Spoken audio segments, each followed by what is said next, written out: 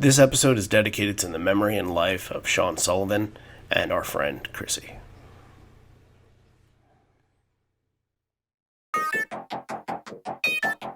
If you'd like to contact the show, send us an email at liveonfourlegspodcast@gmail.com or get involved in the conversation on social media. Join the Pearl Jam Podcast community group on Facebook or follow us on Twitter at liveonfourlegspod. Talk. Talk.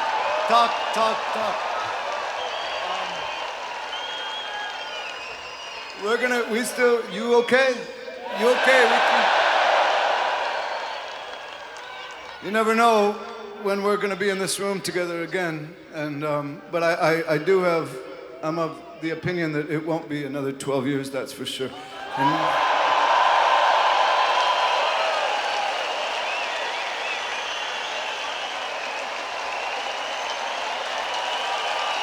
we've had some great shows this tour, and this is, again, right at the top. If you're listening to Bootleg now, you should see what I'm seeing. It's something else. And away we go. You're listening to Live on Four Legs, the live Pearl Jam podcast experience, featuring Mr. Stone Gossard.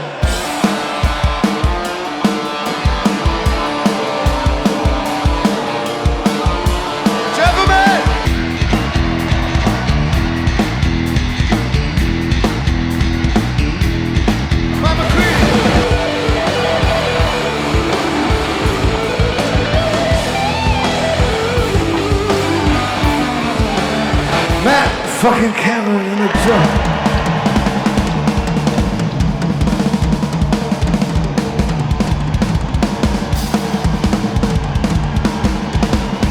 Mr. Boom Gasper.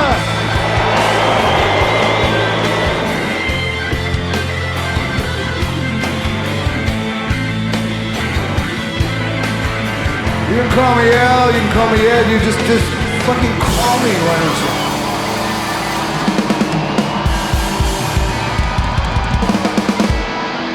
Hey everybody, now welcome to Live on Four Legs, the definitive live Pearl Jam podcast, and we have some things to talk about this week because, well, not Pearl Jam live, but Eddie Vedder and the Earthlings played live this past week, and yes, we did release an episode earlier this week where we did kind of go over it a little bit, but I think a lot of the same talking points are going to be brought up here. They probably have to be. So we're going to talk about it again because that's just what we do. And I think I'm going to get into a little bit more of my stories, which, hell, I posted it for the Live on Four Legs website too. So it's kind of, hey, any way you slice it, we're going to have the story being told, and we'll try to mix it up as much as we can. But also in this episode, because that's what it is an episode, and every single episode that we have of Live on Four Legs is a show from their history, and this is one from 2012, a year we don't really touch up on very often because they were mostly in Europe. And like these shows don't get really talked about. And then when you go over to the States, you know, you have your Atlanta show, and I think, you know, a couple people like that maybe, and Made in America. I was there. Well, you know, it's okay. You know, it's fine and all, but like you just don't really have much out of 2012. I'm totally messing. Yeah, I see what you're doing. I'm not totally going to messing take your around. bait. I'm not going to take your bait. I didn't expect you to. No, you shouldn't. It's a total lie. It's total bullshit. I'm a snake oil salesman. What do you want from me? But you know, and I think about the one that I went to, Made in America Festival, and there's not even a bootleg for that. So there you go. You want to laugh away? Go ahead. Yeah, I'm laughing. Drake opened for Pearl Jam. Right. Go ahead, laugh it up. Yeah, we had Ludacris in Atlanta. I would rather have Ludacris. Yep. That's great. Yep. We did have the return of Run DMC. That was that was awesome. You get something for that. Exactly. Yeah. And Cornell played on another stage, which I didn't like. It was in between Run DMC and Drake, and I just didn't want to run over. I had a good spot, and I knew that a lot of people were going to leave after Drake, so just kind of mosey on in. But we're not here to talk about that. That was Philadelphia that year. We're here to talk about Stockholm, Sweden, because it was a Patreon request from our patron and friend, Michael. That's what we're going to do today. So let's start the show off proper, shall we? Randy Sobel over here, John Farrar over there. Hello. Hey, I feel like I haven't talked to you in the last, at least 15 seconds. Whew. Yeah, it's been Have you been? things You have all been right? busy. Yeah, doing fine. Doing Keeping fine. well, like Keeping every yeah. good health and all that, because I that 15 guess. second that I 15 guess. seconds ago, I just wasn't sure. Like I'm just Yeah. checking in as a friend, man. I did Like, hold my breath for like a few seconds, but I think I'm ooh, back to breathing now, so I think we should be fine. you got to be careful. Yeah, It's thanks like for an asking. every 2.5 second kind of thing. Hmm. Just make sure, and Yeah. then if you can't feel yourself breathe again, just kind of pat yourself on the back Like and make sure it kind of comes don't out. don't bury the lead here. How are you? You got to see Eddie Vedder and the I'm Earthlings. actually, honestly, I'm great. I'm fantastic. I feel as good as I ever had coming out of a show 48 hours or so after the show day. Because And you were kind of muted going into it. You were kind of like, I don't know. Like last week, you were kind of like, yeah, I'm not sure. Like I'm not really getting my hopes up too high. It and doesn't really. But then, like, it yeah, it thank actually you. got Yeah. worse. It Mm. actually got worse once they did the surprise show in Portchester because Portchester's 40 minutes away from my house, so I'm like, what the fuck? They didn't tell me. Like, come on, guys. Glenn, send me an email. Like, Josh Klinghoffer, one of your fan sites follows us on Twitter. You got to know where we are. You got to know where I live. Come on, man. And I was just a little. I think the thing I was bummed out about with that was that I saw the set list, and I'm like, well, if this is how this is gonna go, it's like a lot of covers that I didn't really care for. Like, Here Comes the Sun. It's a great song. I love the song. I really do. I love George Harrison's version of it. I just didn't want to see that. That's like, I don't know, when Pearl Jam Yeah. plays Yeah. I know kind what of you're the saying. obvious like, it just, come on, man. Like, It's think of something better, which they it's ended up doing. yeah. I mentioned this on our Discord. I think I posted that Ed has gone full traveling Wilburys. Like he's Oh, going yeah. George Harrison. He's going Tom Petty. He's done the Bob Dylan. It's only a matter of Mhm. time before we're getting Roy Orbison Oh, and God. Jeff Lynne covers. And that is totally the vibe that he's going for on this. If the traveling Wilburys were still a thing, Ed would be first in line knocking at the door, be like, "Hey guys, can I join?" I'm Oh, sure he's I'm absolutely. sure he's called Bob Dylan and like, Dude, Is it can okay that we I have can Earthlings we get here? this back together?" Like, I'm sure he's Right. trying to start like a reboot of the Traveling Wilburys because that is totally what he's trying to do with all these covers, like the REM thing, Tom Petty, George Harrison. Like, yeah, that's totally his vibe right now. Yeah, and I think what's really interesting about it, and Rolling Stone, like the Rolling Stone article, I just didn't like how they posed it because it watered it down. It's like 90s reunion stars. I'm like, first of all, the only 90s reunion you have is like Chad Smith and Eddie Vedder. That's all because Josh Klinghoffer joined the Chili Peppers in what, 2012, Oh, 10, don't ask 12? me. It was last decade. And Glenn Hansard wasn't popular until Once came out. Once came out in what, 06, 07, something like that. Something like that. Yeah.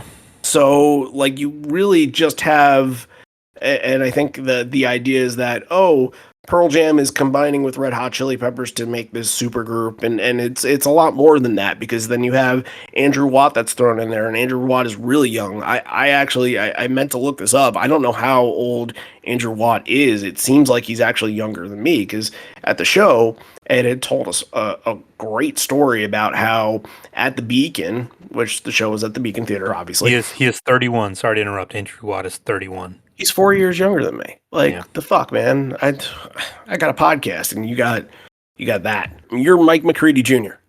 and I'm Randy Sobel over here.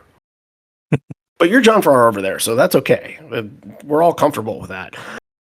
But the story that Ed told was that and his father must have some kind of connection that he was able to get him backstage at what I'm assuming was the 2008 Beacon show, and this would make sense that he would be 31 because in 2008, going backstage and talking to Mike and saying, I want to do music for a career. Should I do music or should I go to college? I graduated college in 2009, which I spent an extra year at college. The intention, if you were doing 4-year college, I should have graduated in 2008, which means he probably wasn't even in high school when I went to college. So that's super fucked.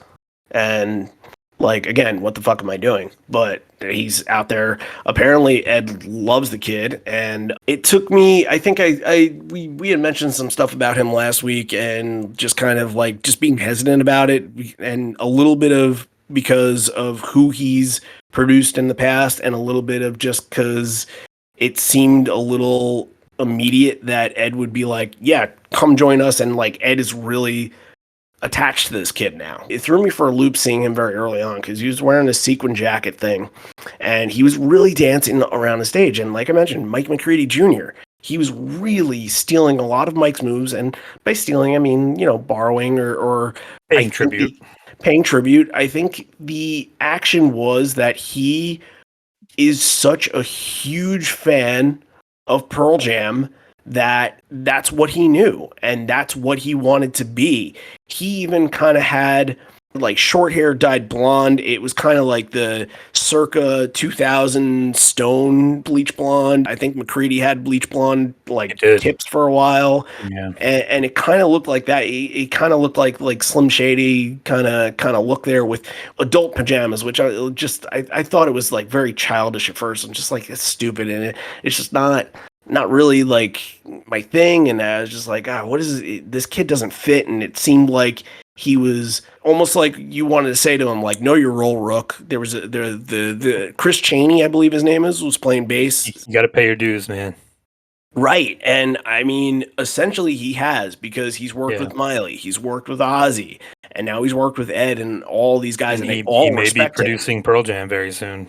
Right. And the thing is, I think for all of us that don't know shit, to us, we're like, dude, who the fuck are you? And by the end of the night, like, I think that was really the most just surprising part of the night. Was by the end of the night, you really got to learn who he was. And it really wasn't until Porch that I saw with him, and what it was from Porch was not just Porch was just a absolute banger, but he started the War Pigs tag. And once that happened, that got in my mind of, that's not something that like a normal studio guitar player hired gun type, right? Yeah, that's not something that's a kid that like grew up collecting bootlegs. That's a kid that's been listening to this. That's a kid that had been talking Ed's ear off, that had been studying this. Andrew, email us if you're listening. We'd love to talk to you. I mean, I wouldn't be surprised if he's a fan. I wouldn't be surprised if he has some kind of hold on this community. I know he's got connections. I know he's way more important than any of us are. But like, again, I think when you have sort of the fandom in you, it doesn't really leave. So I'm not saying that he has listened to or knows what this podcast is, but I'm saying like he probably still will go out and buy vaults and still will collect Pearl Jam shirts and things like that, because that's just what you do when you just have such a fanatic obsession. And it seems like he's that kind of person. Like he really showed his colors with that version of Porch, and I was very, very impressed. And even on Better Man too, when they started going into the people have the power tag, like, you have to really hold to a very, very high standard to hit where Mike McCready's hitting. And all the, like, I'm calling him Mike McCready Jr. because it's, again, that standard is so high, but he did such a wonderful job making that attempt to fit in and be that. And while it was uncomfortable at first, I really appreciated what he was doing by the end of the night. And that helped, I think, the idea of everything. But I'm sorry that we kind of started with that, because it felt like sort of a negative that kind of turned into a positive. But the whole night was just amazing. It was incredible. The whole show, from Glenn coming out there doing a couple songs, and he was out there for probably 20 minutes, 5 songs, and he just had the place roaring, man. He's so good. He's such a good entertainer. And yeah, he didn't need to play much more than that, because he was going to be out and he's going to do some Flag Day songs with them too. and play a whole entire set with them. So obviously he's got to save his voice and all. But just the show from the start had good energy, good vibes. Ed was happy. Ed was just, I think from the start, he's just like, it's great to be here. And, it's just kind of taking it all in. And there was nothing but happiness. And look, they did some Pearl Jam. They did Wish List. Eddie mentioned Yield. It was Yield's 24th anniversary. He said 25th. But it also was the same day that David Bowie's record, do you know what it's called? Earthling, right. Yep. So, of course, he had to make that tie-in, and it was a very, very good one. Towards the end, of course, the George Harrison song, Isn't It a Pity, is always a big staple at Ed shows, and Better Man was very good with the people at the Power Tag, like I mentioned, and Watchtower closing it out. It just felt like a big party. And I was so satisfied afterwards. I was so happy with what we got. I was happy to hear live music. I was happy to kind of be in the presence of all of them. And hearing Chad Smith play with them was a real treasure, because although I'm not that much of a Chili Peppers fan anymore, I really do love Chad Smith and what he's done for them. And even, I think we've had kind of some criticisms of Klinghoffer on the show, just to be like, what's his role within Pearl Jam? I thought Klinghoffer was great. I really did. He played a little keyboard. He played a little more rhythm guitar than he did lead. More rhythm guitar than lead. Andrew was lead guitar for the most part. He was in Mike's spot, and Josh was in Stone's. So Josh was really the Stone, and I thought Josh did a wonderful job, sort of directing traffic in that role. And Glenn was kind of back and forth between sort of the organ and acoustic guitar a little bit, and even I think he played acoustic guitar in the faster song like Try and Rosa. I think he was playing acoustic guitar in that. So, I mean, what else is he gonna do, right? That's sort of his thing. But it was just, guys, it was a fun experience. And if you have the opportunity, and by this time, maybe a Chicago show is still going on, maybe LA, San Diego, and Seattle are going to be happening after this episode. If you have the opportunity to get a ticket and you're worried about the price, if you're worried about what have you, just do it. Just go and do it, because you don't know if this is ever going to happen again. The Chili Peppers are going to go on a massive summer tour. After this, Pearl Jam is going to try to do their best to hit home every single tour that they can. And then Glenn's going to do his own thing. Josh is probably going to follow Pearl Jam around. Andrew's probably going to follow Pearl Jam around. But they won't. I don't know if they'll ever get back to this as a unit. Maybe they'll come back for an Ohana at some point. But I don't think they'll ever do this again. You know what I mean? Yeah, that's a good point. This could be just a one-time thing. Right. You have to treasure it for what it is. And I think a lot of what I wanted this to be, and a lot of what my disappointment was with the Portchester show, was not getting any Into the Wild stuff. And I think that was the main thing. Okay, if I go and we hear some new stuff, at least we'll get some solo Ed doing Into the Wild to sort of balance that out. And we didn't. And at the end of the day, I wasn't even disappointed about it. I didn't care, because everything else was so good. Because even the in-between, hearing the new stuff and being impressed by the new stuff, and then boom, out of nowhere, Wishlist. And once Wishlist hit, and my take on Wishlist, it's not one of my favorite songs in the world, but once Wishlist hit, I was just ecstatic, especially after the Yield conversation. I freaked out. I was so happy when I heard Porch and Betterment. I was kind of the guy. The person next to me probably thought I was that guy. I pointed out. I'm like, oh, Better Man lighting. I know the cues for this. But you know what? I'm sorry. I watch a lot of shows, because that's just what we do on this podcast. So look, and I'm burying stuff that happened the next night with Dirty Frank and Timeless Melody. And boy, do I wish that we got Timeless Melody. And look, I know Dirty Frank is a one of a kind thing. Let's just say this right now.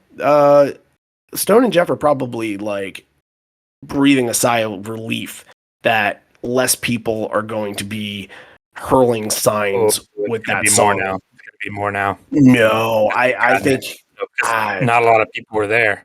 I don't think it's going to make it go away. We'll see. I just wonder if there's another song that people are just going to be like, well, we at least got a version of that. and people will be like, okay, let's move on to the next thing. I don't think so. Yeah, it's tough because Dirty Frank is very tough to beat in that Yep, department. But that's the one that you're always gonna get. I know. But anyway, like I mentioned, Thomas Melody, I would have killed for that. That would have been so much better than getting Here Comes the Sun. But you know what? I'm glad that the people that went that night were able to get something like that, because that shows that the band is thinking, even though this is all going to be new stuff, we're still going to mix it up every night. So hopefully there are more surprises. We're recording this before the Newark show, so maybe there's a surprise or two with the Newark show. You never know. So, and then we're just going to keep following along, keep up with all the stuff. We're going to try as much as we can the next week or so. These shows are going on to follow on and do kind of some set list threads on both Facebook and Twitter, the Facebook Pearl Jam podcast community page, and on Twitter at Live on Four Legs Pod. If you're going to any of the shows, let us know. Send us a review. Send us a review if you want to be our set list liaison through us and help out Live Footsteps as well, because that'll be a big thing for Dave. He's trying to get the set list, and he's actually starting to build the Eddie Vedder section of his website of livefootsteps.org. So the more that we're able to kind of get, the more information, because it's a little bit more sparse than Pearl Jam stuff.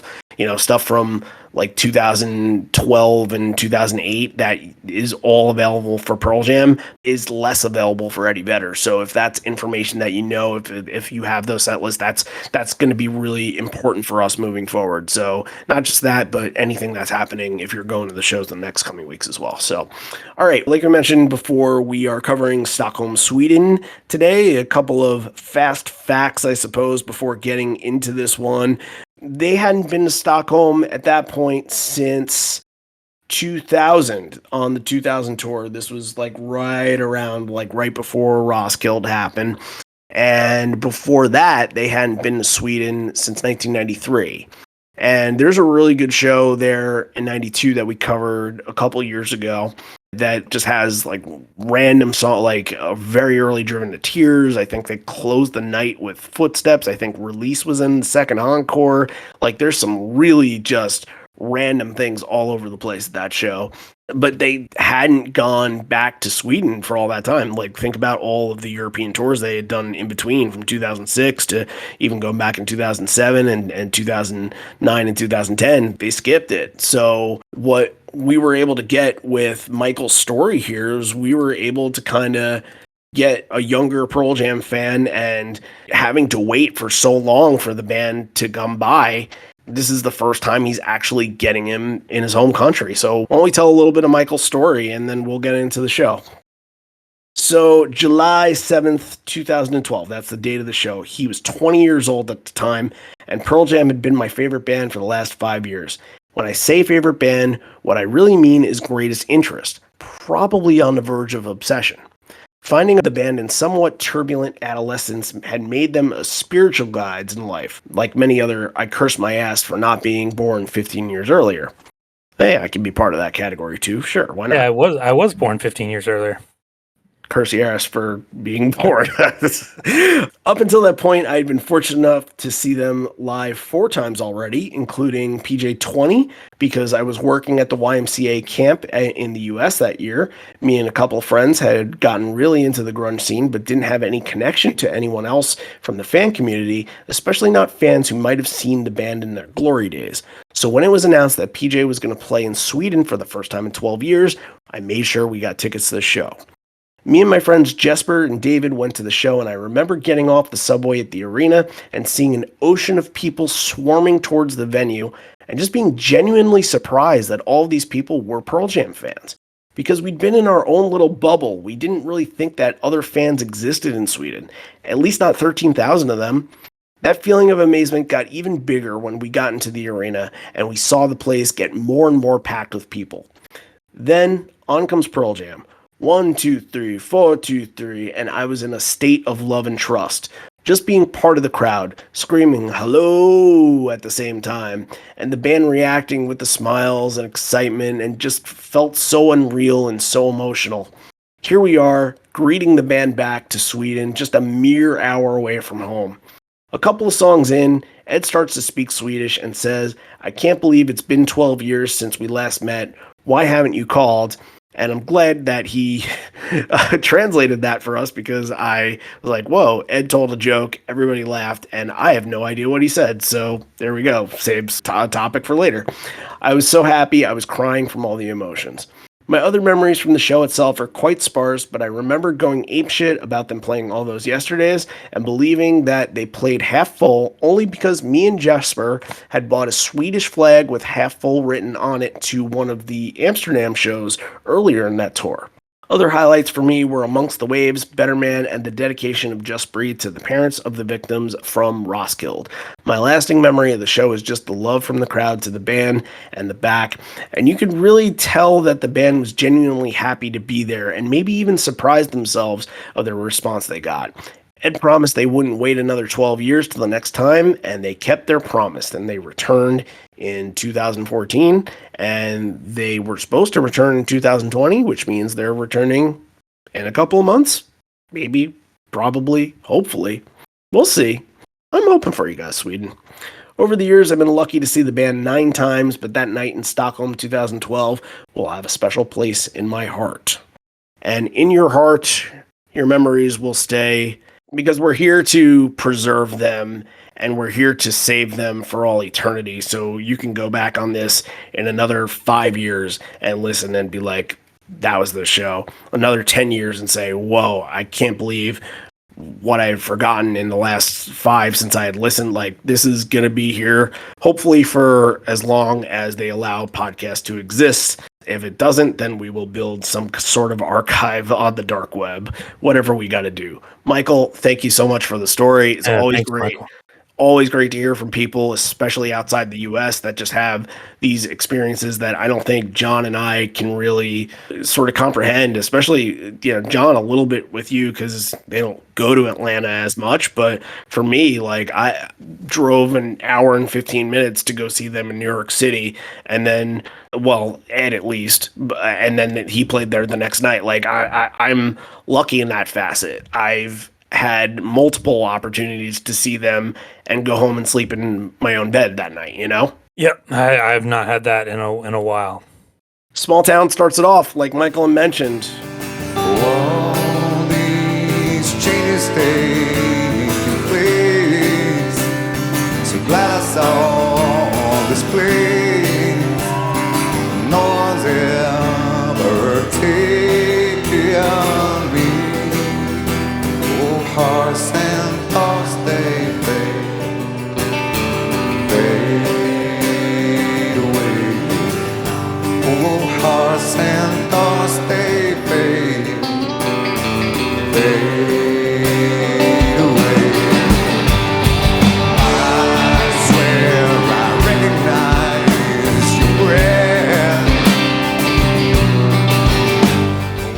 It's the first time they're seeing it ever, this arena, the Ericsson Globe Arena.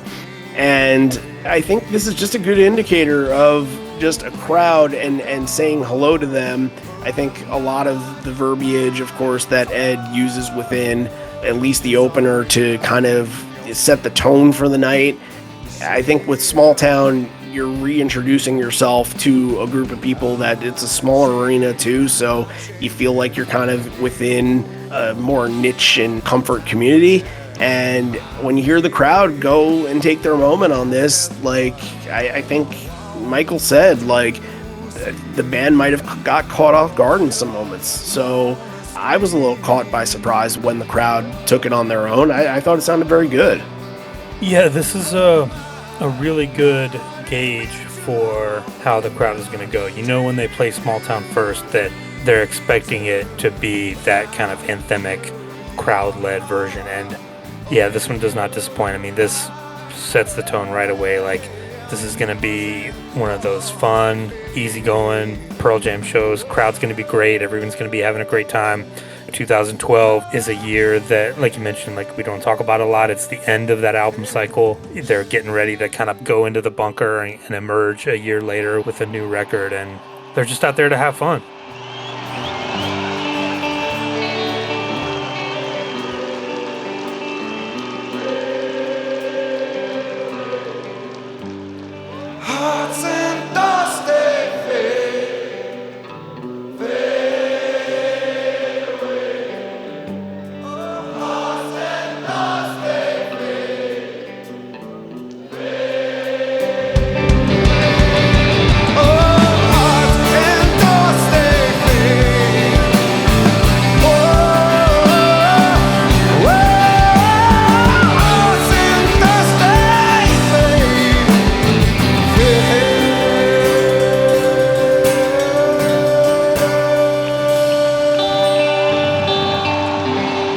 getting a lot of 10 songs.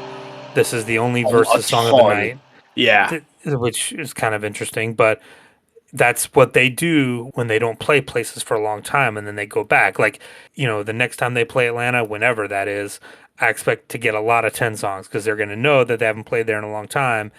And that's what people want to hear. Well, That's the I would go-to expect stuff. a ton of versus songs because I would think that they would be paying a little bit of tribute to We'll the see. Atlanta It's, '94. it's just going to depress me if we talk about that too much. But Ooh, the point let's is continue this conversation. the Keep it point is spicy. that these people haven't seen them for 12 years.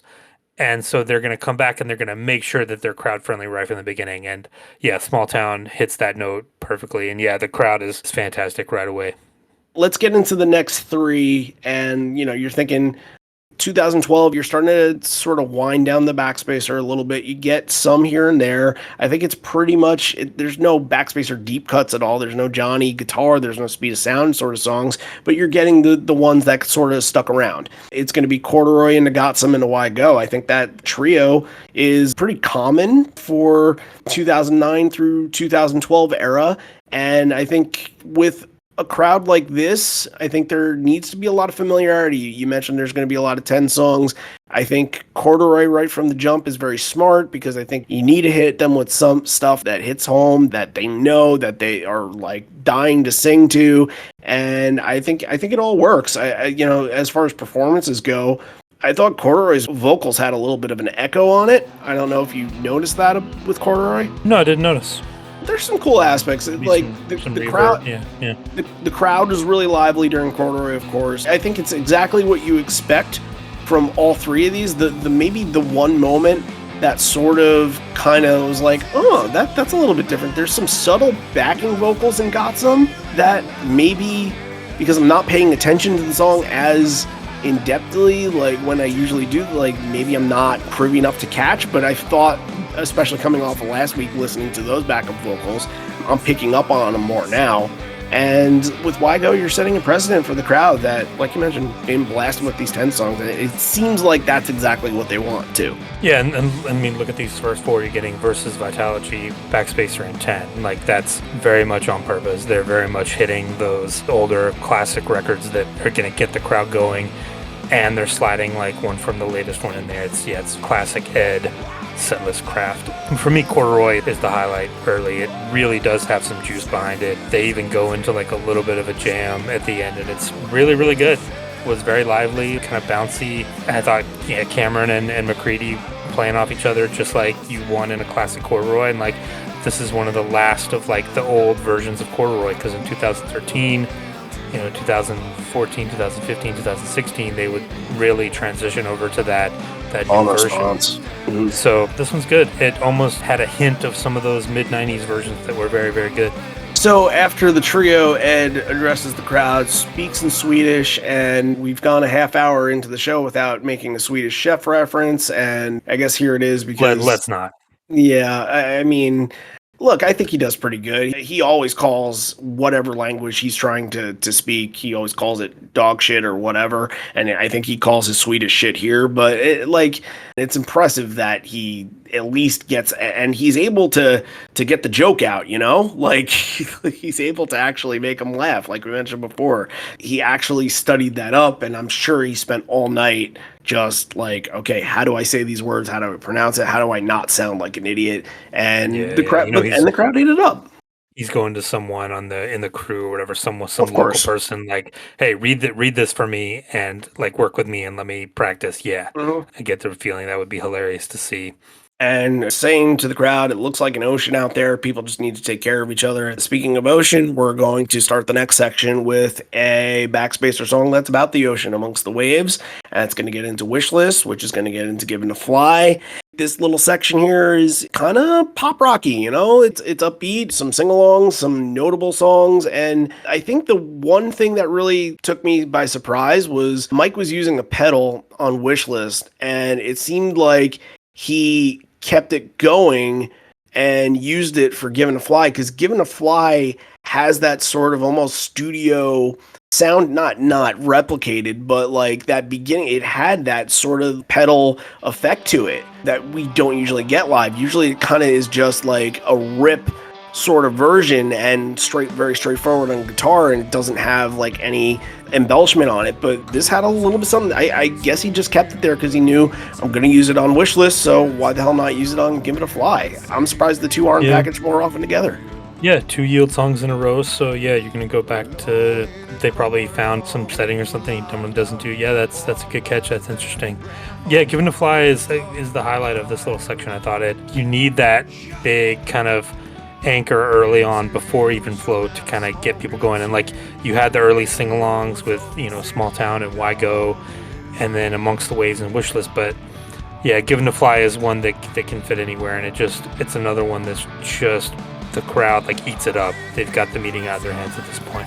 And it's kind of 3 songs, like you mentioned, that are kind of similar music styles. There's no like real punk rock section here. You get Why Go and Got Some, which doesn't really count. So you're going right into these kind of like semi-soaring, poppier guitar rock songs.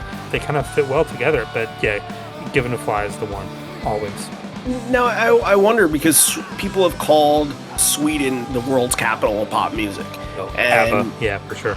Yeah, it's not just even ABBA, but it's what happened. Like, basically, Sweden's responsible for the Backstreet Boys, Britney Spears, and Sync. Like, they went to Sweden and recorded all those songs that were written by Swedish studio recording artists. Is that true?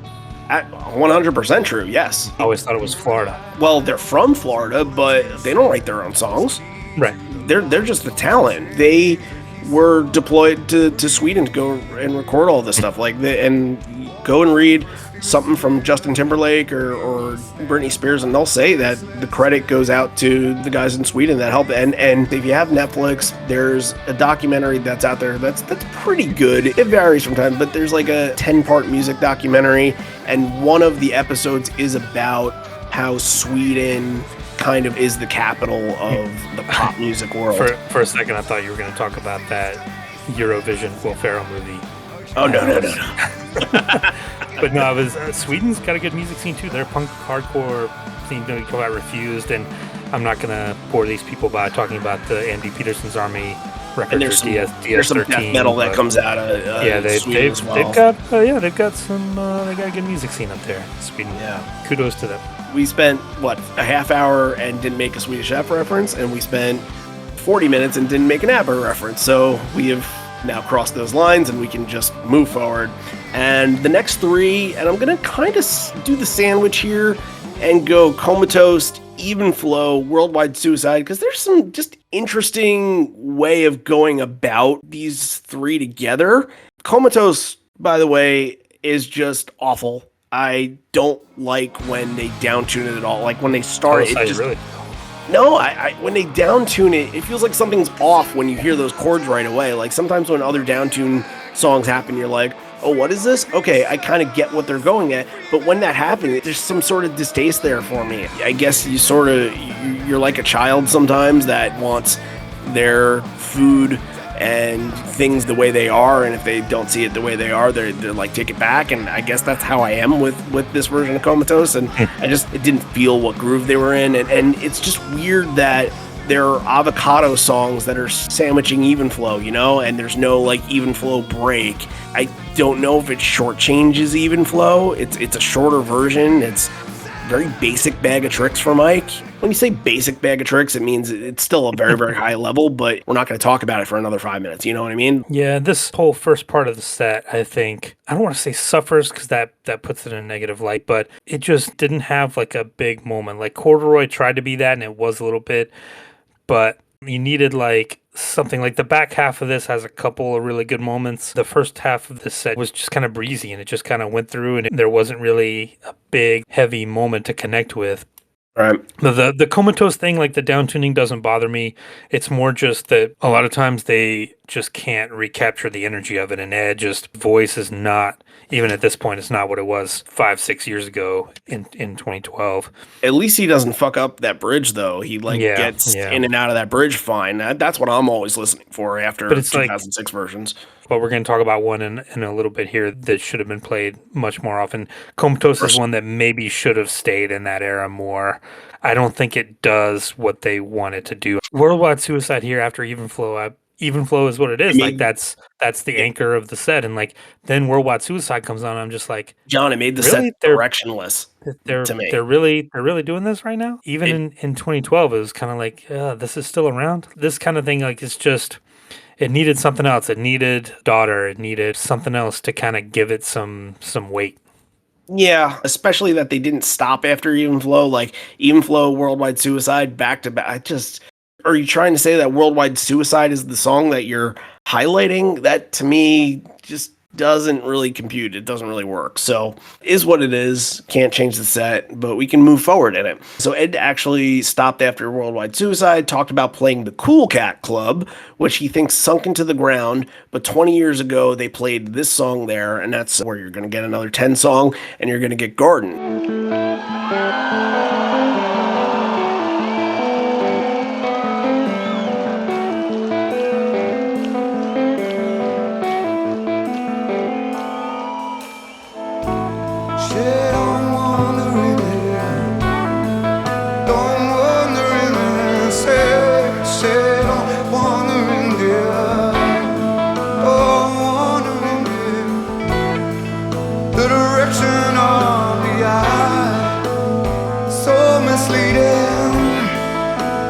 Affection of stone, nauseously quick.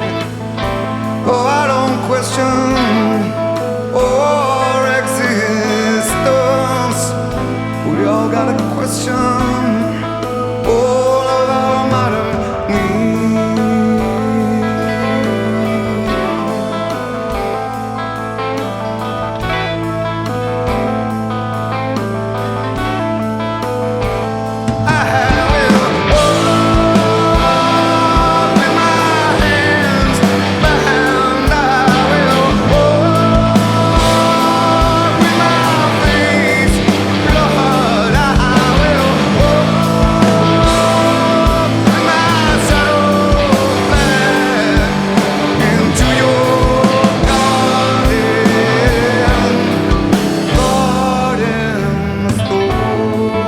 Like whenever they do these 10 heavy sets, Garden's the rare song that they pull out. You know what I mean? Yeah. This version of Garden's is very delicate. Stone's kind of setting the pace for it, and Matt's channeling that energy and sort of kind of feeding off of that. It feels like the first song of the night that wasn't a copy-paste performance from maybe another performance that they've done in the past. You know what I mean? This felt soulful. This felt like it had an emotional punch to it. This felt like it's unique to this show. Yes, I agree. This was kind of the first, like, Worldwide Suicide was kind of like, oh, they're still doing this, but Garden was like, oh, okay, here's something that makes you sit up and take notice. And like you said, a lot of 10 in this, and especially in the 2010s, getting Garden is going to be crowd friendly. You know, going back, that's one that there are deep cuts on 10, but the deep cuts on 10 people still know. It's not like, right. You know, they can break out Deep or Oceans or whatever, Garden, and it's still going to be a big hit with the crowd. They can't do that with almost any other record. Right, they can't do that with Satan's Bed or something like exactly. that. Exactly. But yeah, Garden, I thought it was a very good performance. One of the ones that really felt like they were putting their heart and soul into it. Absolutely. So Ed mentions that the song was written by a very great songwriter. Wouldn't you know, it was Stone Gossard. Of course, Stone Gossard wrote that song. It's the most typical 90s Stone song. Everybody's chanting for him to sing, and Ed said, I'm trying to get him to, but to no avail. By the way, that was last week. We were able to get Stone to sing last week. This week, we somehow missed the boat. But the next song was written by Ray Davies, and it's a song of hope. And it's a song that has only been played twice. Can you believe that? The song is called Better Things. It's a Kinks song. And it was a Christmas single, I believe, in 2011, if I'm not mistaken. I think so. So here's a little bit of background. first of all, I love the song. I love the Kinks version. Second of all, more than the Kinks version even, I love the Bouncing Souls version of this song. I think it's phenomenal the way that they do it. Oh, I've not heard that. Oh, it's very, very good. And that's coming from somebody that in 2003, 2004, the Bouncing Souls were really my Pearl Jam. I spent a lot of my summer following them around and going from club to club in New York. I must have seen them 4 times in a month at one point. Like I saw them a lot, kind of in transition high school, college a little bit, and then it kind of died down. So it might be a little biased there, but I really, really do enjoy their cover of this. And I think that's why when Pearl Jam did it a couple years later, because I think Bouncing Souls cover came out in 2006, and when Pearl Jam did it 5 years later, I listened to it and I'm like, this just doesn't have the same bite, the same blossom that the Bouncing Souls are a punk rock band. They're gonna I know, but I understand that, but Pearl Jam has had songs like that have kind of that vibe to it. It's almost like the Bouncing Souls version kind of sounded like the positivity that radiates from Down, you know what I mean? It had that feel to it. And then when I listen to Pearl Jam, it's there's one thing in the chorus where Ed sings it, I hope that tomorrow you'll find better thing. And the way that he sings that, it just throws me off, because I know that the way that I've been hearing the song sung by the Souls, and I've listened to the Souls version more than I've listened to Pearl Jam's version, more than I've listened to the Kinks version, that little part always kind of takes me away from it. That's the edge that it's missing.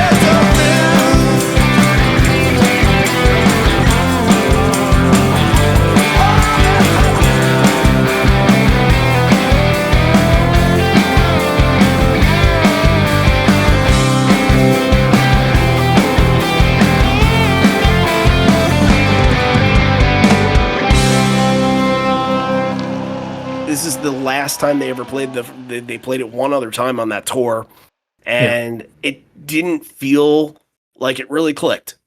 You know what I mean? It's a song that you should have fun during, and I didn't feel that coming from them.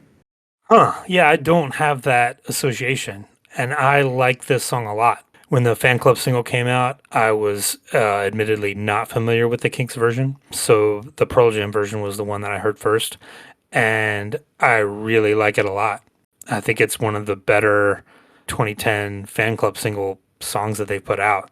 I wish they would have played it more often, but I think you're getting at something where it's one of those things that doesn't translate well to their live performance. It's almost something that would fit better in like an Ed and the Earthlings show, where Sure, it's more of like a lighthearted kind of fun atmosphere. And coming off of Garden and going into the next song, it maybe felt a little out of place, but for me it's still a highlight of the show, like only being played twice. They only played it one other time in I think Amsterdam in this year, and it's been a long time since I've heard that version, so this was a nice surprise here. I loved it. Objectively, it did kind of throw the set off a little bit, because looking at the back half of this, you got like, oh man, like heavy songs, like the couple coming up, or like, yeah, like that's you're ending the set with Jeremy, which is like a big, powerful moment, big emotional moment, and it didn't feel like maybe this was the right night for it. The Kinks, I'm sure, were big in Europe, big in Sweden, so the crowd knows it, and yeah, I enjoyed it. I didn't bother me at all. This was one of the highlights for me.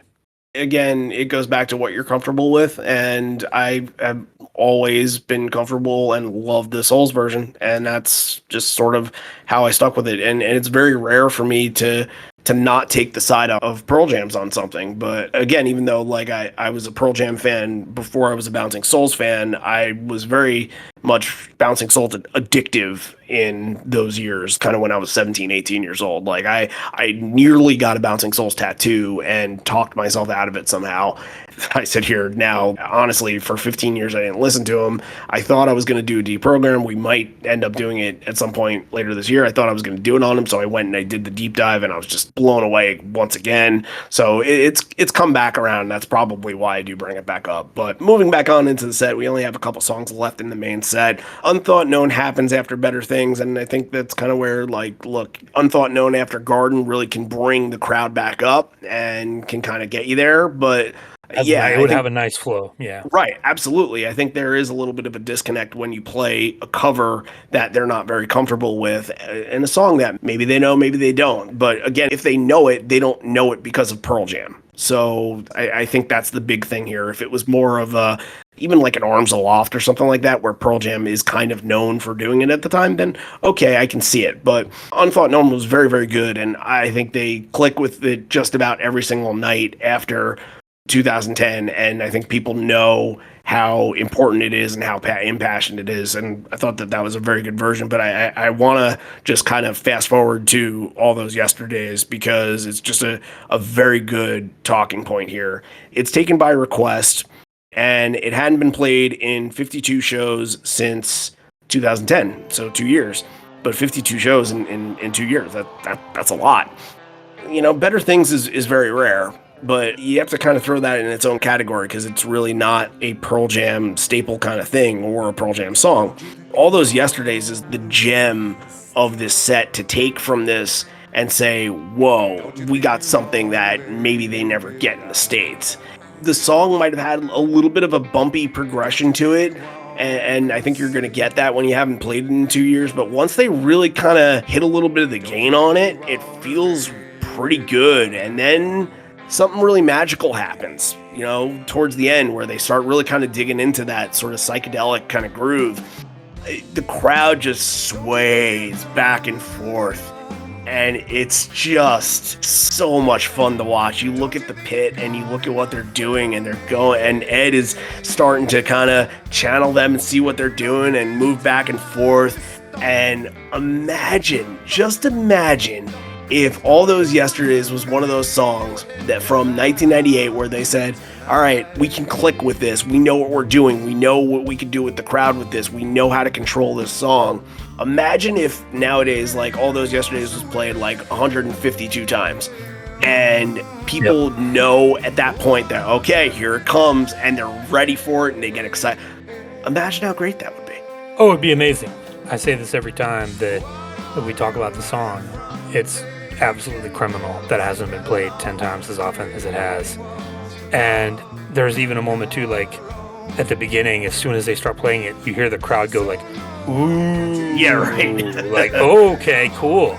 Uh-huh. Yeah, this brings this whole set together. This is the moment that you've been waiting for since Elderly Woman and Corduroy to start. This is the payoff of what was promised with those two songs early on. This is the big crowd moment. Yeah, like mentioned, just got chills watching that crowd go back and forth. It again added weight because, you know, I haven't seen live music in nearly 2 years, probably more than 2 years at this point. But yeah, it just gave me a really good feeling and really tied this whole main set together. I thought very, very good performance, probably the highlight of the night.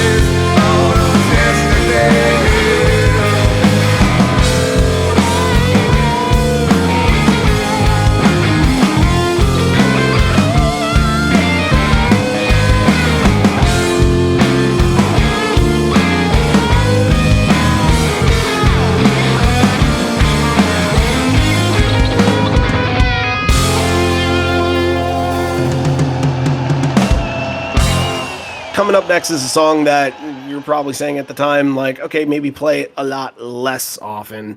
And now you never get it. So you got your wish. Do you kind of regret it? Some people maybe yes, some people maybe not. But Ed kind of does mention, he says that was beautiful at the end of all those yesterdays.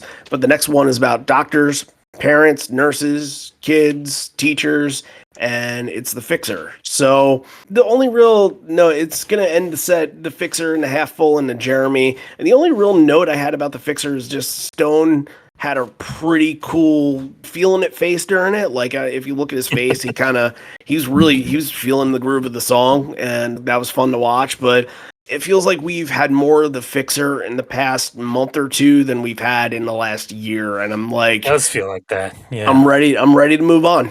I'm a little bit ready to move on. I think it was nice to sort of get it back, and it's like, okay, it's a little bit refreshing the first time around.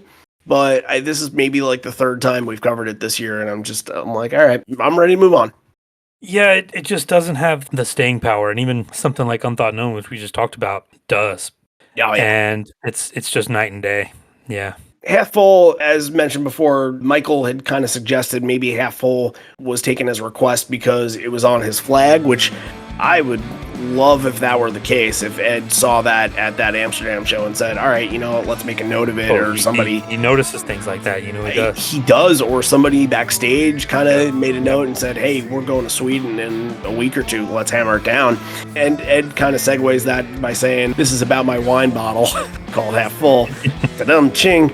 Yeah, it's a pretty inspired performance. We did kind of gloss over Even Flow a little bit. You kind of mentioned that it was like a little bit of a shorter version and didn't really have that like standout 3-minute Mike solo. That's another thing that this set was just crying out for, is like some really good Mike McCready moments. And you finally get one here late. I thought Mike was very good on Half Full. And another one that should have been played 2 or 3 times more than it has. I think it's looking at live footsteps here, it's only at 76, which is it's pretty light. Low. Yeah, very low. While Mojo is up with all those yesterdays, it kind of stays up a little bit with the Fixer, and it keeps up with Half Full.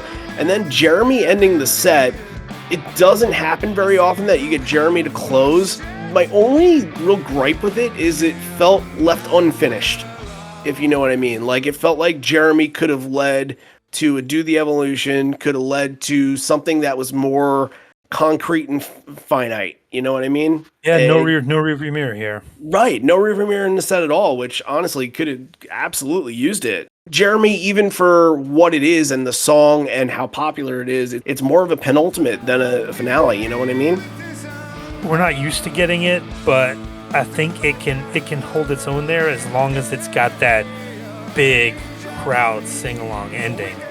It needs to be that big fist pumping, like everybody doing the whoa. Like, does this version? It almost gets there, but we've heard better, and I'm not putting down this crowd at all.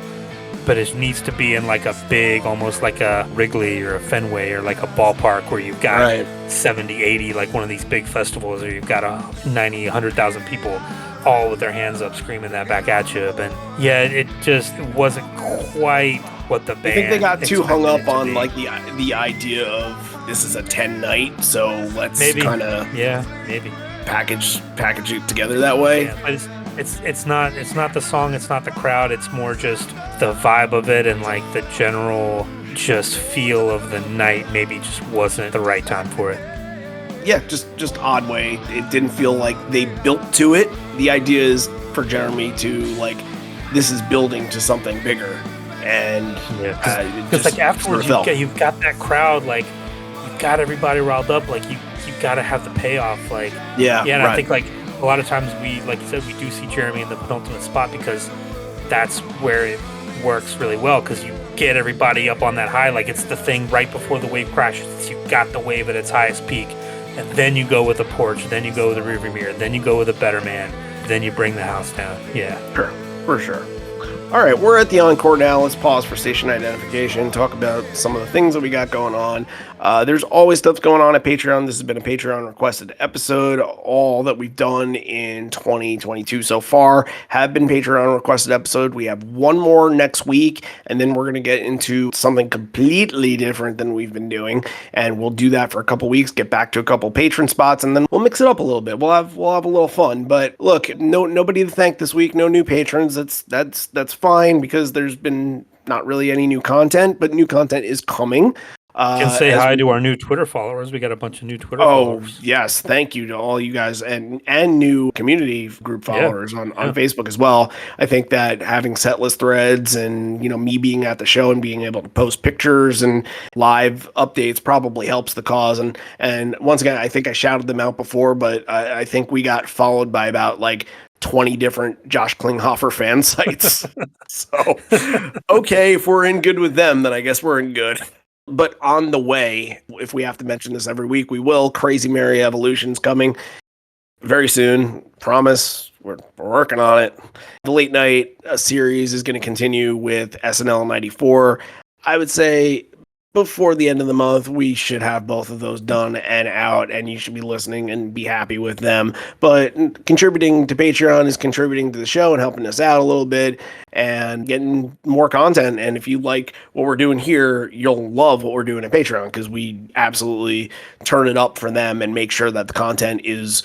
Not saying that this content isn't really good, but the content at Patreon is just as good as this stuff, and with a little extra spice because we know that we just appreciate so much that people are giving back to us and want to give back to us, and that there are a fairly decent amount of people that do want to do that. It's nice to see, but we're always interested in more people that want to join, more people that want to get the exclusive content, and more people that might want a requested episode. So just like this one, patreon.com/liveon4legs or Live on 4 Legs on the Patreon app, or go to liveon4legs.com and you can pretty much click on anywhere to say, hey, become a patron. Sure, I'll do that. And then you can actually listen to the stuff on liveon4legs.com instead of going to Patreon and listening because, well, the app's not very listener friendly or very user friendly, but it's there. It helps archive. And I think, having the stuff that's on our site definitely helps out.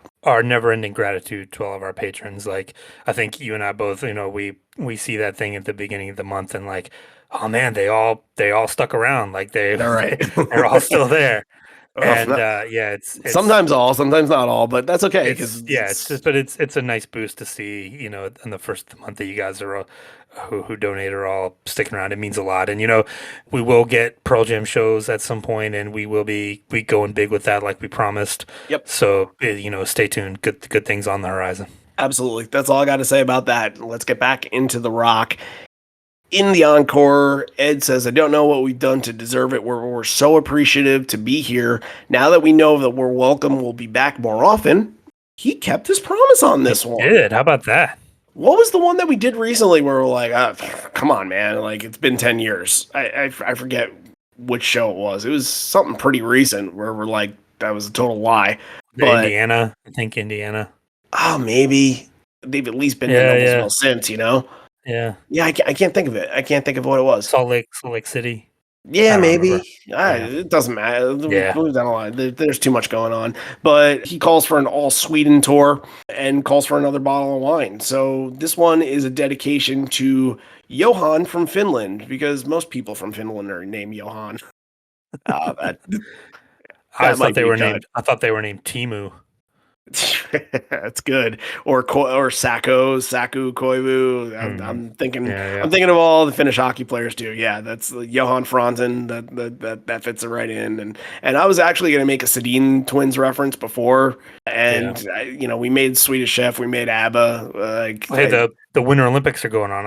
They are Finland and Sweden are on the front of my brain right now. Of course, ski jumping and all that. Yeah, and you know what? I'd be remiss not to mention this, but a week ago, one of my favorite athletes to ever watch. Henrik Lundqvist, he had a tremendous career. If you don't follow hockey, he had a tremendous career playing goalie for the Rangers. I watched nearly 99% of the games that he played for them, a lot of them live, a lot of them in person, a lot of them in big playoff games that he won and stole the show of. And he's absolutely one of my favorite players of all time. He retired this year, and the Rangers retired his number about a week ago. And since he's, the King of Sweden, they literally call him the King, I figured I'd shout him out right here because why the hell not? We're talking about hockey anyway. So this one for Johan and all of the world travelers, and it's Off He Goes. And I was pleasantly surprised by the way that this one played out because they played it up perfectly. They kind of let the song have the rise and fall moments. They didn't make it sort of a everybody come together and sing along by the campfire sort of deal. They had like emotion. It kind of felt like a traveler sort of song. Like you could see yourself on the road, and that's really what the song is. It's such a great road trip sort of song when you're in the car with a couple buddies and there's that moment where everybody's just sort of quiet, just listening to the music, and a song like that comes on. You can kind of take in the moment for a second and just not feel uncomfortable not talking. You know what I mean? It has kind of turned into one of their really good road songs, and it got me thinking too, if we've been working on these evolution episodes, that would be maybe a sneaky good one to do that we haven't really thought of. Yeah, because it's gone through some stuff over the years, and there's been a few different versions, and in the 2010s it's kind of found its groove in that mode of that you really get the feeling of someone in motion and someone traveling, and a lot of Pearl Jam's best stuff has that. So yeah, this is very good as well. I really enjoyed this. I wonder about his insides. Looks like his thoughts are too big for his size. He's been taken where I don't know. There he goes with his perfect dolly unkept bow. And there he goes.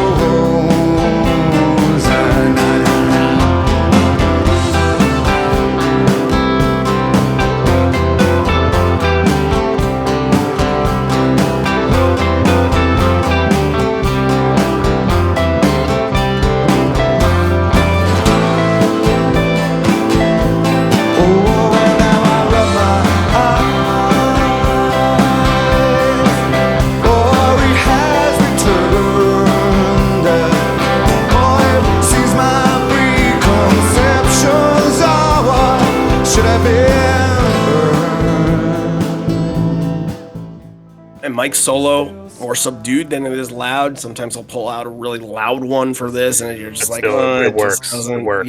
Yeah. This one really works. All the pieces move really well. Create a very beautiful version. And then Ed dedicates "Just Breathe" to what I wrote were some friends and newlyweds. What Michael had mentioned that I think I failed to realize was that it was the parents of a Roskilde victim. It seems. I don't know if he actually mentioned that in the show. I don't know. Yeah, I don't remember.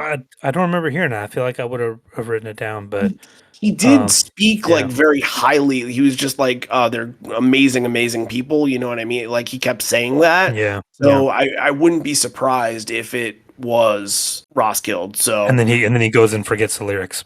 Yep. Second freaking line. Come on. But you know what? That's what you get for not fucking putting Jeff Ament in the song. Seriously. So, fuck you. God, it makes me so mad. I'm sorry. I'm just every time Just Breathe without, I wait for it. I'm like, okay, is this going to be a bass one? Because Just Breathe with the bass is one of the best things that they do, period. And Just Breathe without the bass is not. It's kind of a saccharine, semi-cheesy thing where I don't like it nearly as much. And every time I'm like, here we go. I hope this is going to be with the bass, and it's not. And I get depressed. And that I'm going to get off my sandbox right now, but it just, play the goddamn bass every single time. Come on. Look, I know what you mean, man. I mentioned this a bunch of times. Just Breathe was my wife's wedding song, and we did a couple of dance lessons because I can't fucking dance and I won't fucking dance. So the dance teacher said to me, he asked me when we're listening to the song, he's like, "What do you hear? What's the beat that you're hearing?" I'm like, "I hear the bass."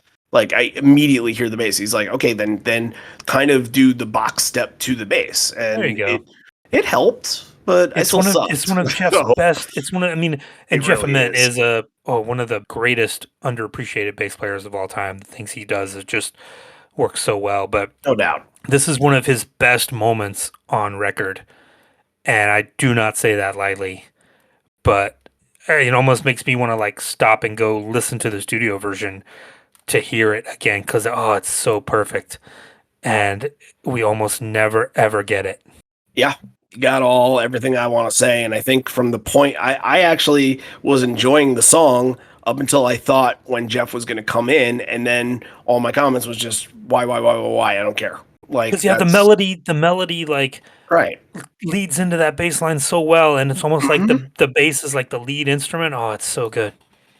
And they just kind of ignore it. And that's why I'm going to kind of just move forward onto State of Love and Trust and do the evolution because I guess they have the bass in it. So from here on forward, I feel like so far the set, it has some moments, but it just really, it hasn't impressed me as much as like a unique Pearl Jam set would impress somebody. And I'm looking at what's coming and I'm like, they have to do a lot of work to make this work for what I'm looking for. State of Love and Trust and Evolution are great songs, but they're also ones that they can kind of coast a little. I thought State of Love and Trust at least just coasted. It started Evolution off very had well. I thought Mike really went for it on that intro, and then it kind of lost the momentum that it had. right now Evolution. I don't think we could say the same thing because Evolution has the soccer and Oh yeah, look, I think Evolution's probably a highlight from this. Honestly, it's good. to be honest, Yeah, yeah. doing the South American thing. The South American thing, and it's not even, the crowd does it on their own. It's not even that Ed prompts it, or and when you usually think of that guitar solo kind of happens, and when they do it, they usually go around twice. They went around 4 measures with this. That's pretty Yeah. impressive.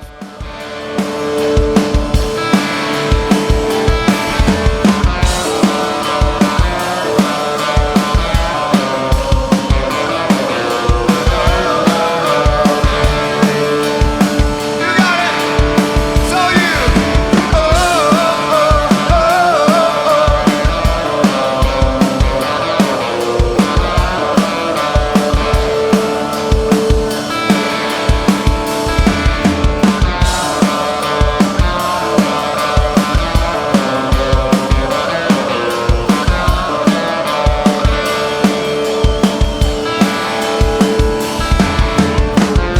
This land is mine. This land is free. I do what I want, so irresponsibly. This is a great crowd. Yeah, and a crowd that's been dying for the look, and Yeah. they had only had one opportunity to play it. I'm sure they played it in 2000. I don't know the set very well, but I'm sure they played it then. But it's one they're dying for, of course. They're having fun. It's a good performance. You get to see That- Stone just rocking the fuck out, like Of course. yeah, Of course. You can hear in the background a little bit, you can hear a few people continuing the chant. It kind of dies out a little bit. It's not Rio, it's not Buenos Aires, where it's like going and the band has to catch their breath sort of deal. It kind of dies out after a time or two. But Ed asked Boom afterwards if he had ever been to Sweden, and turns out he hadn't. So why not play a Who cover and go with Love Rain or Me, which honestly, like, I thought that they had played this way more than they had. It feels like they do play it more because I guess it gets talked about more. And this was the 20th time out of 25 versions of this. And the one thing I will say about this is a very good version. The one thing I'll say is the camera angle is really good. The way that you could just watch Boom and kind of almost shadow him and see exactly what he's doing and kind of look at like how he's progressing and almost like in a way where I'm looking at myself, and sometimes you see Boom and you think like, oh, he's just kind of, he's the added live talent and like he's good and all that. But like this, whenever he does Love Rain Over Me specifically, I think he's like superior talented. You know, like he's playing this song and it looks like this is like child's play to him. This is like Mary Had a Little Lamb or some shit. You know what I mean? Like he's right and he's getting into it and like the emotions, the vibe from it, very, very vibrant. I've really enjoyed watching Boom on this. He captures kind of the intangibles of it, especially on that intro. The tempo of it is perfect. Like he really got the feel for it very early on. This version I thought was it was a little rough around the edges. It felt like it could have fallen apart a little bit. Not the most of that has to go to Ed. Yeah, not one of the most like triumphant Who Love Rain Over Me. Like this is like a big song, right? This is a big emotional, right? Like loud, like heavy, big song, and like it needs that. The band needs to be like right on it. And I felt like they were a little rough on this one. Still very good. Like I love the cover. Another one where I wish they would play it more. But an interesting choice. And yeah, Boom gets a little moment here. He's gonna get another one in a few more songs. Specifically, I thought that Jeff sounded very good on this. And I think this is, you know, when you think of who's on, like End Whistle is like if End Whistle's one, then Jeff is two. You know what I mean? Like they're very neck and neck in the rock and roll bass player world. But like you've got your showy, like your Fleas and your Mike Watts and your Matt Freemans and those people. Oh yeah. But End Whistle and Amen, it's a different style. It's a more complementary style. Like they're letting like End Whistle has Pete Townsend, you know, Jeff has Mike McCready. They don't need to be that showy kind of style, but they're just as good. They should be right up there in that upper echelon. And you know who else is like that? Matt Helbig's like that. I'm just gonna throw that out there.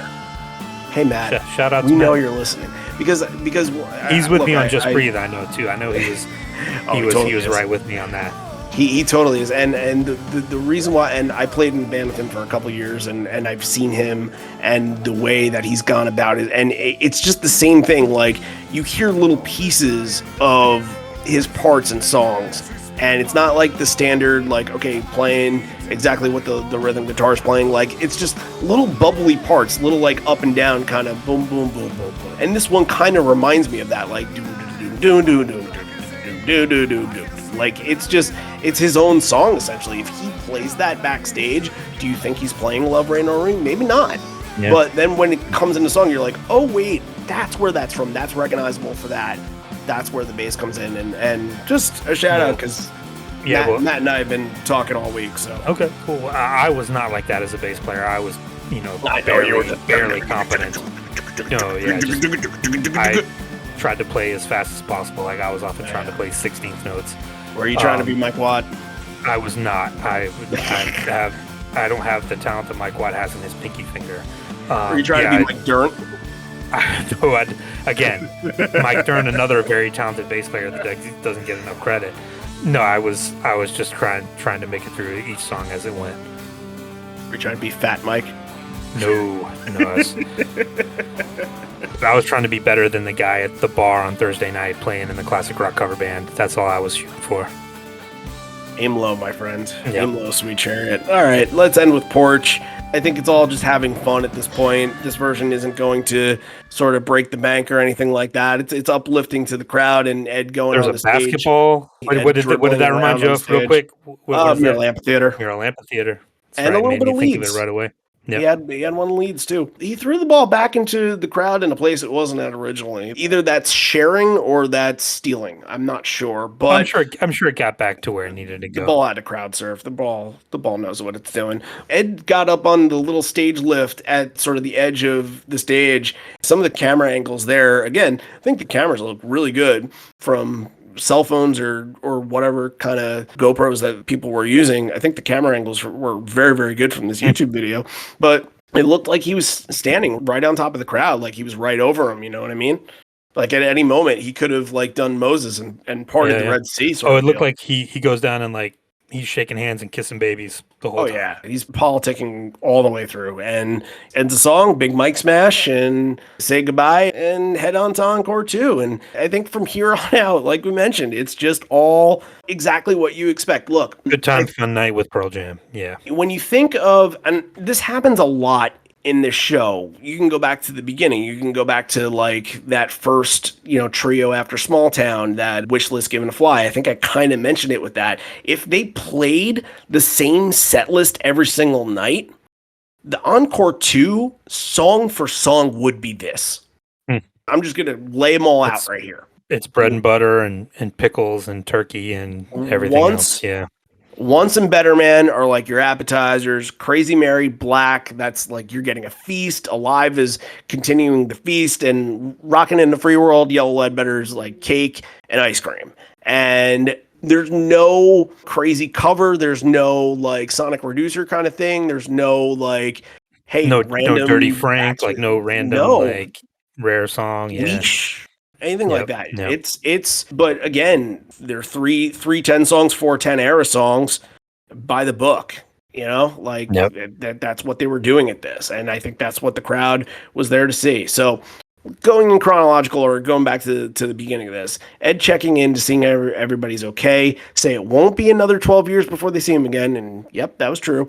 And says, if you're listening to this on bootleg, you should see what I'm seeing. He just points out to the crowd, I think. He's just kind of like gesturing to the reaction, I think, during that. Yeah, yeah. I think that's like, 2 weeks in a row where he's mentioned, like, hey, the bootleg. He doesn't do that very often, so it's kind of interesting.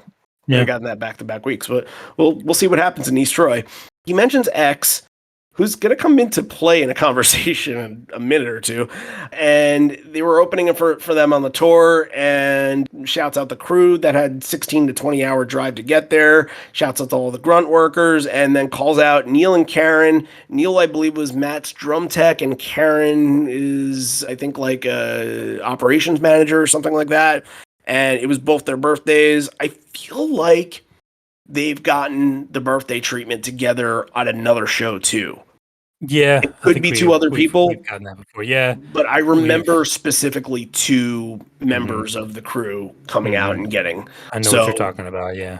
And I want to say it was probably Europe, because if it's in July of 2018 or something like that, or 2014, it's probably in Europe. Birthday love. Ed says, this is the last thing I'll say, and then I'll shut the fuck up. Gives a cheers to the crowd and genuine thanks for coming. Once into Better Man, I think Once gets like the good, gathering all together, hovering around Matt, which was very good. Better Man is shouted out for Kathy. He tells the crowd to sing it. They oblige. Sounds great. There's a good buzz on like that sound. There's a good buzz on that. The crowd beats Ed to the tag and call and response. He just says, you sing, dude. Right. Yeah. And the crowd, they're frenzied. Another one they can get excited for. Yep. So, look, it could be us being jaded American fans that we could see Better Man in this part of the set and be like, all right, well, that's happening again. But to us, what is chalk for them is 12 years in the waiting. So sure. I'm not going to, we judge bootlegs. We don't judge as much the experience. The best that we have is what Michael had to say. So I don't really have much else on the 2 of those. If you want to move on to Crazy Mary, let's do it. Boom setting the stage for co-op, and instead he gets a duel. It feels like at first it's very much like, okay, let's do it together. Then Mike walks over and he's like, nah, let's fuck around, man. And then Boom's like, all right, you want to play? I'll go. And it gets pretty wild. If I were to call it, I know you always call it for Mike, but if I were to call it, I'd call it a draw. Boom gets the last laugh on it because he usually gets the last laugh. But man, I think they're really neck and neck on this one.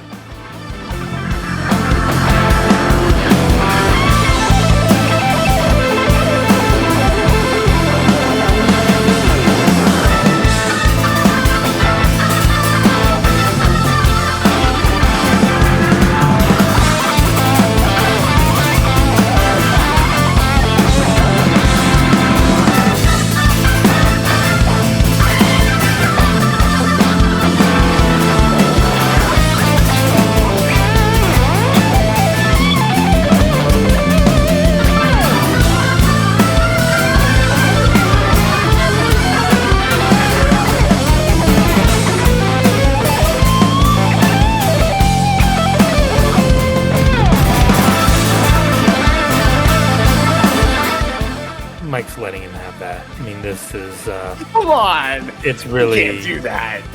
Oh, absolutely, I can. I mean, you can't. Boom, and we gave Boom some love earlier. Don't get me wrong. I think Boom is fantastic on this, and it really is. Again, it's just totally fits in. Crazy Mary, the cover, like they can just jam it. Ed's like playing it up the whole time. Crowd's super into it. This is another just crowd favorite. Like, who doesn't love the song? There are people that don't like the song with Boom that are like Crazy Mary originalists, and I just don't. Yeah, I don't. It's That not. Yeah, I'm not into it. It's not a thing that I'm into. It's just fun, and like it's another big moment that the show needed more of early on, and that you're getting these hits here late, and it feels better late than never, they say. But it's just fun to watch him do it, and again, you just watch Mike playing, just watching Boom, and then just playing by ear, just kind of like doing whatever he just throwing it right back at him. Yeah, it's just fun to watch. Anything you can do, I can do nothing better. Wrong with it. Yep. Yeah, absolutely. I'm gonna just attach Black in with the bread and butter because I think when we talk about bread and butter, it's usually the three. But a lot of the times when Black is thrown in, it's part of the group. You know what I mean? It fits right in. It's usually in this spot for the most part. I like when it can kind of be a penultimate to first encore or something like that. I felt like this was more just there instead of like creating a big moment for Black. There's a We Belong Together tag, and that's good, and I think the performance is fine and good for what Black is. But I think when sometimes you get performances of Black, this is where the high ceiling is that they develop a chemistry within the crowd and develop like a big atmosphere. And I just thought that this one was just good and didn't grab atmosphere from it. Yeah, it's not one of like the big, heavy Black performances. It more fits in with the theme of the show because you see, I think Ed has a joint at one point, goes over to Boom and like shares it with him. They're like, they have a fun little moment, and you're in Sweden, dude. Go nuts. Yeah, I thought the We Belong Together was great. I like it when they kind of bring it down like that, and you really get the crowd going. And yeah, Black is another one, like just a absolute crowd favorite. You're getting, this is what you want in Encore 2, like you mentioned. Like this is everything that you want. It's just crowd song, one after another. And yeah, it sets the table perfectly. There's no way there's not a single person that left this not feeling great with a smile on their face. Oh, absolutely. Yeah. And then once Black is over, you can kind of dip into an emotion. Then you get Alive and you're like, okay, this is it. And for a lot of those people, they're probably like, is this the last time? You know what I mean? And Alive has to be a big moment to feel something that, and you can tell that the band, and I think that's a lot of what Michael was saying, that the band was kind of just looking out and just being like, wow, this is so cool that a crowd that we've ignored for 12 years is welcoming us back with open arms. Like, we have to do right by them the next time. And they did. And they're about to again. So it's great. And then Ed kind of in between Alive, Rockin' in Free World, he's got I think he's got like 3 Italian flags. It was tough to see if it was red or orange. I believe it was red. I think they were Italian flags and not Irish flags. I'm pretty sure. But, okay. I'm about to embarrass myself because I'll just tell the whole story. So, Rockin' in the Free World hits, and we get these 2 people kind of coming on stage, Stone Side. The guy is wearing a suit, and he's got his hair kind of coiffed back a little bit, and he kind of looks well-to-do. But he, when he comes on stage, he kind of looks like he's got a tambourine in hand, but he kind of looks uncomfortable. He kind of looks like, and the woman, she's wearing a dress. She's wearing what looks like high heels, and her hair's done really well, and she's got makeup on, and like it looks like this is like a couple. What I thought was a Swedish couple that were having a night on the town that happened. And here's the thing. I thought it was the couple that Ed mentioned in Just Breathe. Okay. So I can't wait until I drop the ball with this. And so, and it looks like they're very awkward. And then the guy goes to the mic and he starts singing. And for a second, I'm like, wait a minute. Is he singing in Swedish? Because it didn't sound like he was quite singing the same words as Ed was singing. So I'm like, who is this, and where did they get them from, and how lucky are they? And it just, and then Mike brought him over to his side to sing, and I'm like, whoa, they're getting the full treatment. The woman is kind of in back, and she's a little, she's not as in front as the guy is, and he's just like, whoa, yeah, this is fun. Here's the bombshell. I'm like, who is this guy? Once you get into that like little bridge where it kind of comes down a little bit, Ed's going on the mic, and he's like, "Ladies and gentlemen, Mr. John Doe from X." I'm like, "Oh, fuck me." Yeah, that's John Doe. I He looks rough. yeah. They dressed him up in the nice suit. Mhm. But that's John Doe. He is X is an interesting band, and we don't have time to get into that right now. But X is a punk rock band, and I see where he would not be the most comfortable. Like some people come up and they know to play to the crowd. Like the obvious antithesis to this is Bono from the one that we talked about Yeah. before, where Bono comes out and like takes over the stage and does his thing. Like John Doe is not. He's not a rock star. He's not comfortable playing in front of these people. He does. That's not his thing that he does. But yeah, I think that's John Doe and his daughter. Okay. Yeah. Yeah. I wasn't sure if that was his wife or Yeah. yeah. Yeah. And look, I'm gonna just. I know who John Doe is. I'm not stupid. I know who he is. I thought I know what he looked like, but I guess I know more what he looked like in the 80s than what he does now. This is not his classic X look for sure. Yeah. No. And in later years of X, like during this tour, he was wearing suits during his performances, right? But I think never, so. yeah, never. It's my bad, guys, but it makes for a funny story. So Stone, You have to go to punk rock jail for a few hours. all right, well, I'll sit there and I'll listen to Good Charlotte or some We're shit. we gotta punch your card. You get 5, and that's one. Then you're kicked out. Oh man, have you been to punk rock jail before? No. You're gonna say no, I've not. Of course not. Of course, I've never been to punk rock jail. I'm as punk as they come. Come on. All right, so look, Stone is More than Eddie obliterating Vedder. I'll give you that much. Yeah, right. Stone is obliterating the version, and that's what you get from that. And once again, Ed is genuinely can't get over how great the crowd is, and just keeps thanking him. And you're gonna finish out the night with Yellow Ledbetter and a little wing tag on the end, and it's always nice to get that little flourish in there. Like that's not one that you get every single time. When you think of tags off of Ledbetter, obviously they're not going to do the national anthem in Sweden. So if you're going to get something, you're going to get Little Wing. Nice little touch. Yeah, it's always a nice surprise when it shows up. And that's the end of your set, ladies and gentlemen. John, I don't remember whose week it is. I don't remember if it's mine or yours. I really don't. I think it's if I went first. I think this is the 6th episode of the year. So I think I go first this time. I think you're going first, right? Okay. My top 3 moments: Better Things. It was a nice surprise. Love the song. Great to hear it live. We don't have very many versions of it, so that definitely piqued my interest, and I really enjoyed it. My number 2 is Corduroy, and my number 1 is All Those Yesterdays. All right. My number 3 is going to be Off He Goes. Just haven't heard a version post 2000s era that sounded like that. And when I say 2000s, I really mean 2010s era that sounds like that has that vibe to it. I really dug it. And it's a song that creeps in and out for me every now and again, but I think this one is back in. Number 2 is going to be Garden. I think that was the best performance of the 10 songs. That one felt like the most special. The rest, when you get Once and you get Porch, and like those are the other 7 songs can be almost every single night. Just about. So Garden felt special, and not just because it was a rare 10 song, but because the performance was very, very good. It just had, more of a soulful touch to it. And number 1, I'm with you. It's All Those Yesterdays. It's the back and forth and swaying from side to side. That's just very cool. I love hearing the song.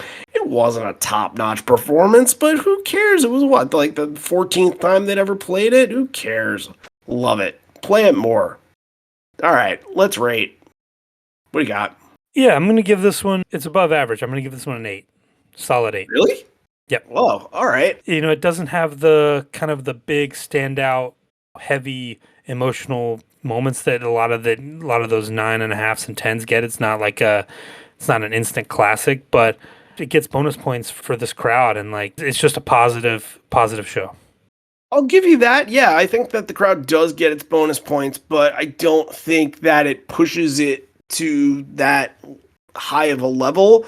I'm in the 7 range, and it's just because I think that I look for a little bit more meat and potatoes. I look for a little bit more unpredictability. I look for a little bit more of the flow.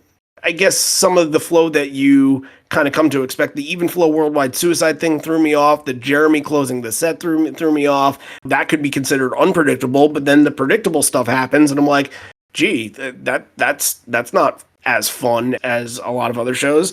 It's not a bad show by any stretch, but I think the Garden and all those yesterday's performance I'll remember, but the rest of the stuff, it's tough when you're taking in a lot of bootlegs and multiple ones, and I try not to listen to much other Pearl Jam outside of what I'm doing for the week, so I can really focus in and really kind of have my head wrapped around these songs, especially when a song comes back and we haven't heard it for a while. Then it feels really fresh to me, and that's what I like about it the most. But you're gonna enjoy next week then. Oh, I know. Oh, trust me, I know. We're getting some Riot Act stuff. I am well aware.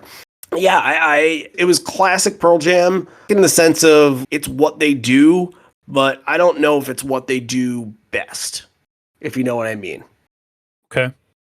So, which really it is what they do best, because if it's what they do, then it's what they do best. But I think that they have so much more in their arsenal to give when you're thinking about bootlegs and when you're thinking about flow of what you're listening to. I think that's pretty important. And again, not taking in the crowd, don't know the crowd from Sweden. I can't have Michael's experience. I can't have Johan's experience or anybody else's experience that was there, John Doe's experience. It doesn't matter.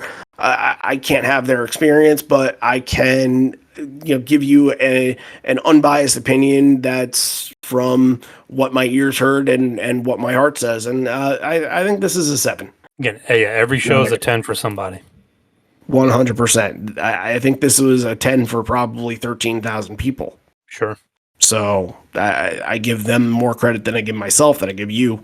I think that's what matters. But next week is an era that I think we both absolutely adore. It's 2003. We're going to East Troy. We've done almost every single show from East Troy, believe it or not. I think we're just waiting on 98 because we did 92. We did 2000, which was the Ice Bowl. We did both of the PJ20s, and this was the only other one besides 98 that we hadn't done.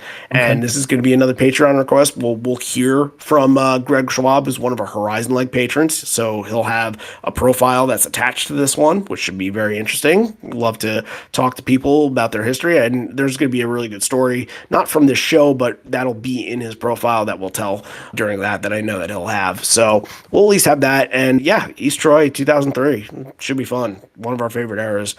If you enjoyed the show and enjoyed the positive aspects of the show and some of the banter, and then why don't you head over to Apple? Why don't you head over to Spotify? Make sure you're subscribed because the subscriptions definitely help. But also rate the show. Help us out by that. Give us 5 stars on Apple. You can comment on Spotify. You can't. On Apple, you can comment and kind of tell everybody what you think and say, look, these guys, they do an awful job, or these guys, they do an amazing job, or they do a so-so job. Like, let people know what you think, because that'll help them, and they'll see the comment. They'll be like, oh, you know what?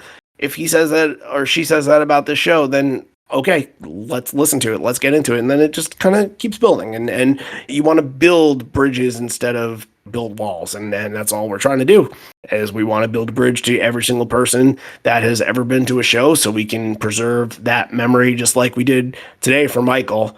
And I hope we did right by Michael. Michael's rating is what matters, and Michael's memory is what matters. I hope that's what you take out of this the most.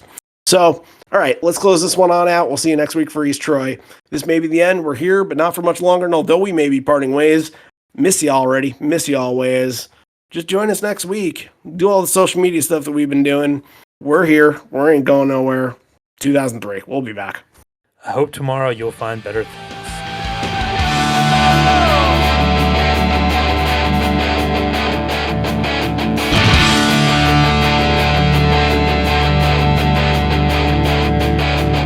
Forget what